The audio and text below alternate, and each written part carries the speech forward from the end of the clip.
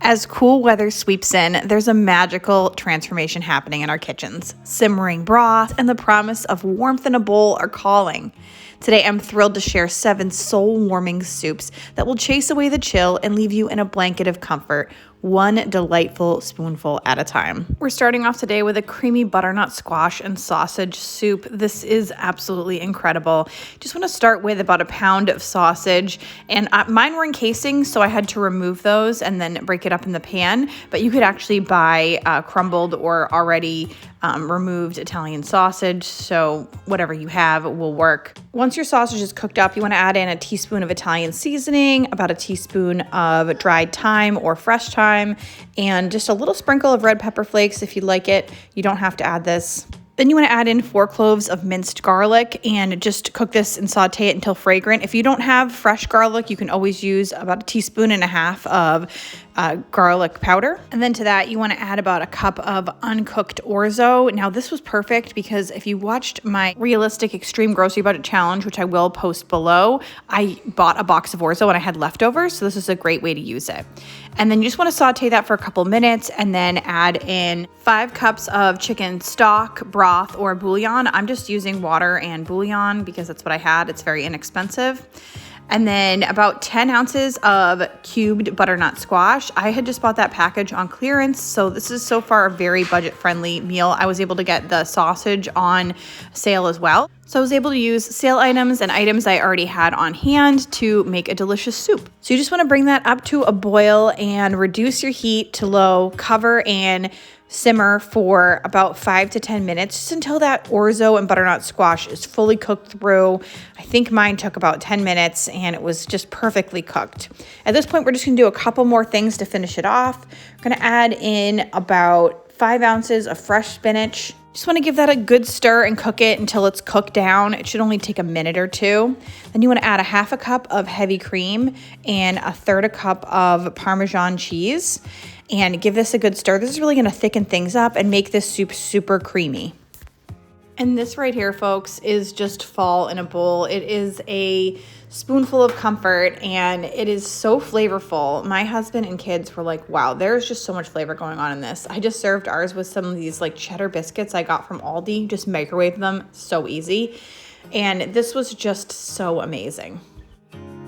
This next one is a fall classic, lasagna soup.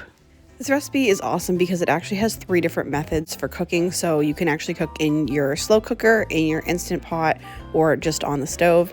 I chose the Instant Pot method to try it out, try something new, and see if it was any quicker. I started off by sauteing, so you want to press the saute button on the Instant Pot and add a couple tablespoons of olive oil. I had this sweet Italian sausage that I got for $2, so this is seriously a very, very budget-friendly meal. And when you're making a soup like this, you get a lot of flavors for not a lot of ingredients versus lasagna. You really need to kind of bulk things up. Once your oil is hot, you want to add about 1 chopped onion, and then we're going to add in our sausage. I'm just going to kind of peel them out of the casings. If you have uncased sausage, that would work really well too. I think you definitely want to use Italian sausage here though. And then you want to kind of break it up as it's cooking. You're trying to brown it. And then we're going to stir in 4 large garlic cloves minced. If you don't have fresh garlic, you can always use powdered garlic, 2 teaspoons of dried oregano, a 1/2 teaspoon of salt, and a 1/4 teaspoon of pepper. And then a 1/4 teaspoon of crushed red pepper flakes, or however much you like. If you like it spicy, add a bunch more. If you don't want to have it spicy, you can not even add it at all. Once your sausage is fully browned, maybe about 3 more minutes, we're going to stir in 3 tablespoons of tomato paste and cook for a couple more minutes. We're going to scrape the bottom of the pot pretty well, make sure there's nothing stuck to it. Then you want to stir in 2 cans of fire roasted diced tomatoes, my absolute favorite, 6 cups of chicken broth, and 2 bay leaves. And then you want to press the soup setting, something I had never used before, so I was excited to try something new. And we're going to cook it for about 15 minutes on this setting. And while that was cooking, I mixed up what they call in the recipe the cheesy yum, and I would have to agree because it was really delicious to add to the top of this. So we're not going with just straight ricotta. You want about 8 ounces of ricotta, a 1/2 cup of grated Parmesan cheese, and a 1/4 teaspoon of salt. And I really felt like adding that extra salt really gave it an extra punch of flavor. Ricotta is pretty salty on its own, but just adding a little bit more salt was even more delicious. After the 15 minutes is up, you can remove the lid. It will be pressurized, so just try and do it safely, carefully. And then add in your pasta. You want about 8 ounces of, I used like a cavatappi, which turned out perfect, and it was even like the chickpea pasta, and it still worked according to the directions on this. You could also use like a rotini, or was it a fusilli? Kind of probably butchering these, but that's okay. And then you want to set it again on that soup setting for another 8 minutes, and it's going to cook your pasta. And you can see absolutely how delicious that is. It's a really robust and kind of thicker soup, so my kids are like not big on soup necessarily, so I kind of actually just marketed it to them as more of like a pasta, and they really ended up enjoying it. Tommy ended up having leftovers another day too. It made so much food, so I can also see how this is valuable from a budget perspective, because you have a lot of leftovers, which will give you an entire second meal during the week. Another cool weather favorite is stovetop minestrone soup. This hearty and flavorful soup is the perfect comfort food for a cold winter day. It's packed with healthy vegetables and beans, and it's simple to make on your stovetop. To begin, you want to gather your ingredients. You'll need 1 chopped medium onion, 2 stalks of celery, 2 cloves of garlic, and a 1/4 cup of minced parsley with 1 diced zucchini. In a large pot, you want to add the vegetables, but not the zucchini, to the pot. And we're going to cook those for about 15 minutes until the vegetables are starting to soften. You want to use about a tablespoon of oil. I actually happen to have leftover bacon grease, so that is just what I threw in my pot. Next, you want to add in 3 cups of chicken broth. I just had some from my freezer, so it was perfect. I had defrosted it and kind of cupped that in there.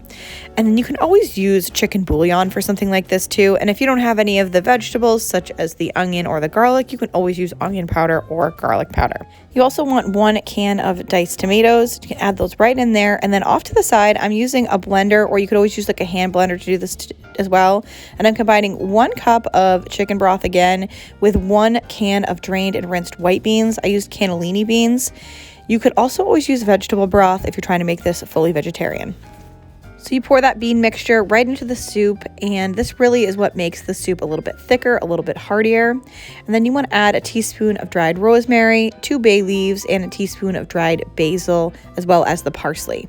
You can season this with salt and pepper to your taste. I actually use the anti-no-nos, and I love it in something like this. You want to stir everything together to combine, and then bring it to a boil. Then reduce your heat to a simmer and let it cook for about 40 minutes covered. Then remove the cover, add the zucchini and 2 cups of fresh or defrosted frozen spinach. And then you're going to cover that and simmer it for 10 more minutes. And during that time, you want to get some pasta going. I'm using ditalini pasta, just some small little pieces that I like to use in here. I think even some like Israeli couscous type thing might be great, or whatever pasta you have, really. Some mini macaronis would be good too. At this point, you can remove the bay leaves. If you remember, I never do. And when you serve it, you actually want to put the pasta in the bottom of the bowl and then pour the soup right over it, so you can kind of make your choice on how much pasta you want to use. You can salt it to your liking with salt and pepper, or again, some of your favorite seasoned salts, and you can add a sprinkle of grated Parmesan cheese on top to each of the servings if you desire. You can enjoy this with a slice of crusty bread or crackers on the side, and this recipe makes enough for 8, so it's perfect for your whole family to enjoy, or even serve at like a luncheon or dinner party this time of year. I really enjoyed it because I love like a heartier soup like this, and the kids loved it, including Ben. This next one is a tasty and healthy recipe for cauliflower leek soup.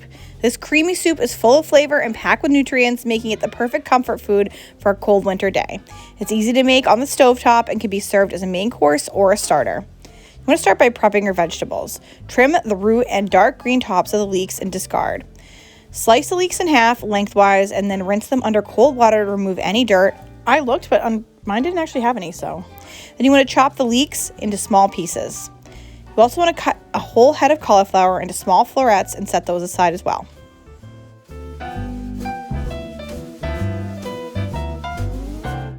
Then you want to heat a large pot over low heat and add a tablespoon of butter or olive oil. Once that butter or oil is hot and melted, you want to add 1 tablespoon of flour and then cook, stirring with a wooden spoon for 1 to 2 minutes. We're basically going to make a roux here. Then you pour in 4 cups of chicken broth, vegetable broth, or chicken bouillon, whatever you have. Add in the cauliflower and leeks and bring that mixture to a boil. Let the soup simmer and cook for about 20 minutes or until that cauliflower is tender. And when the soup is ready, you want to use an immersion blender to puree the soup until it's smooth and creamy. You can also use a blender or a food processor to puree the soup in batches if you need to. You just want to make sure you don't put the soup all the way up to the top because it can overflow. Then season the soup with salt and pepper or your favorite seasoning. And if the soup is too thick, you can always add a little bit more broth to thin it out. So that's going to be your choice on how you like to have it. And the cauliflower leek soup is ready. You want to ladle this into bowls and you can enjoy it with a sprinkle of fresh herbs or a drizzle of olive oil on top.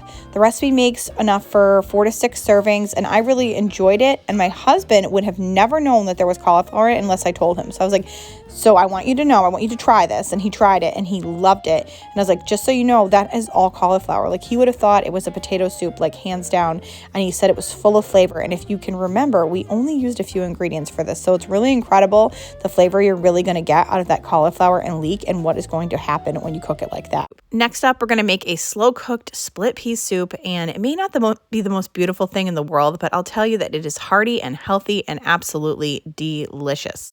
It is also extremely inexpensive. This time of year, you're going to get potatoes and carrots on sale for next to nothing. I'm getting 5 pounds of potatoes these days for $1.99, carrots for 99 cents a pound or less. And these things are going to be in all of your fall soups. And I think that's kind of why fall is kind of the soup weather. We have all of these kind of root vegetables that come up and they can save you a lot of money and they're also very good for you.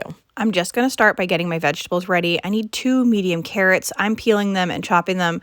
I'm not exactly sure why I peeled them because I don't usually do that in a soup, but for some reason I did in this one. You also want about a pound of potatoes peeled and cubed. That's about 3 cups and 1 large onion chopped. And you'll see that I do make a little bit more than I need. And that's because I'm going to make another soup that is also going to include some of these ingredients. So I'm getting started on that too.